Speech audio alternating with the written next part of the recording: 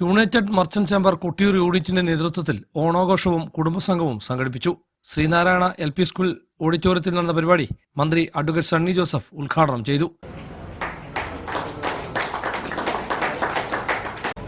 അതിലെ ജാതി മത ചിന്താഗതിയില്ല, രാഷ്ട്രീയ വേർതിരിവില്ല. മലയാളികൾ എവിടെയും ആഘോഷിക്കുന്നു ഓണം. അതിന്റെ സങ്കല്പം ഐതിഹ്യം തന്നെ നമുക്കെല്ലാവർക്കും അറിയാം.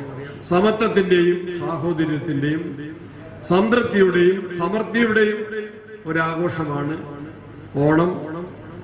ആ കേരളത്തിൽ എല്ലാവരും അതിന്റെ ഐതിഹ്യവും അതിന്റെ ആശയങ്ങളുമായിട്ട് പൊരുത്തപ്പെടുന്ന ഒരു സാഹചര്യമാണ്. അങ്ങനെയുള്ള ആഘോഷ പരിപാടി യുണൈറ്റഡ് മർച്ചന്റ് ചേംബർ നല്ല നിലയിൽ ഇവിടെ സംഘടിപ്പിക്കുന്നു.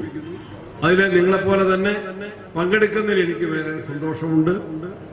ഇന്നലെ തിരുവനന്തപുരത്തായിരുന്നു. ഇന്ന് രാവിലെ ട്രെയിൻ 2 മണിക്കൂർ ലേറ്റായിട്ടാണ് വന്നത്.